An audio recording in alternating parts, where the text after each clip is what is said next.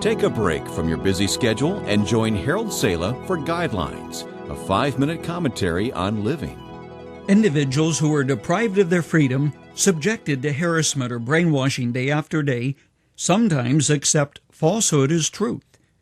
Perhaps you will recall that even John the Baptist, imprisoned in dark Macherus, began to wonder if Jesus really was the Christ.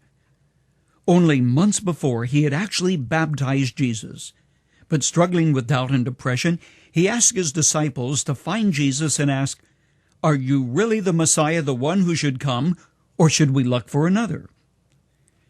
One of my heroes, Alexander Solzhenitsyn, faced a dark season during his long imprisonment in the Gulag. In a conversation with the late U.S. Senator Jesse Helms, Solzhenitsyn told the following story. As the months turned into years, which slowly and painfully dragged on, Solzhenitsyn began to wonder if he would ever be free again. He admitted that he knew his thinking was fuzzy, but he began to ponder taking his own life to put an end to the ordeal. But then he realized, no, that is not what God wants. Then he began thinking that if someone shot him, he would not have taken his own life. Finally, he decided this is the best way out. He decided on the place and the time. When the men were assembled, he sat in the front, in plain view of the guard who held the gun.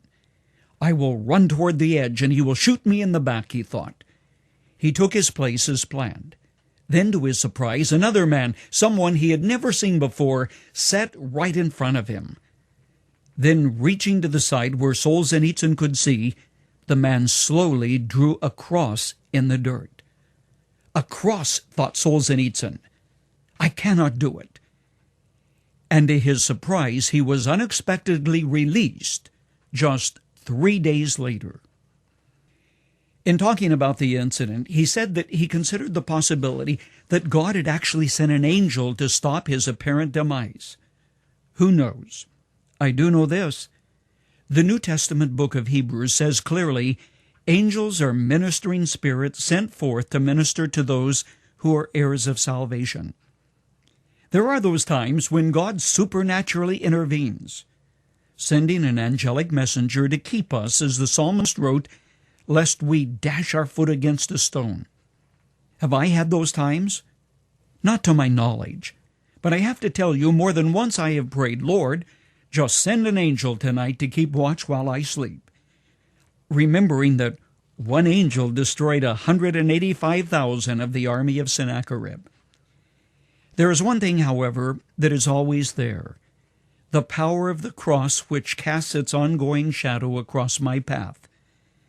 Nothing is more central to the whole scope of God's care and redemption than the simple figure of a cross.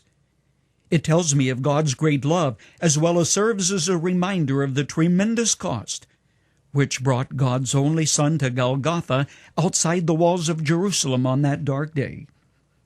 As Sam Jones once put it, the cross is a symbol of God's heartbreak over a world that has gone astray. A simple cross drawn in the dirt of a Soviet work camp prison was enough to help a desperate man realize God still valued his life. Friend, remember the cross when you despair of life and you think that it's no longer worth living. It's where God meets you and you find His life and strength to go on. Yes, thank God for the encouragement of a cross. That symbol will never change. It points the way to heaven.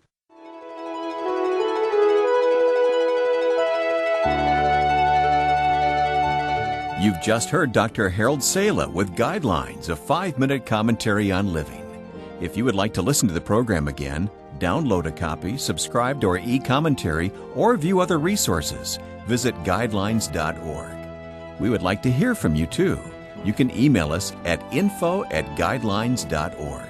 That's info@guidelines.org. Thanks for listening, and we invite you to join us again for the next edition of Guidelines.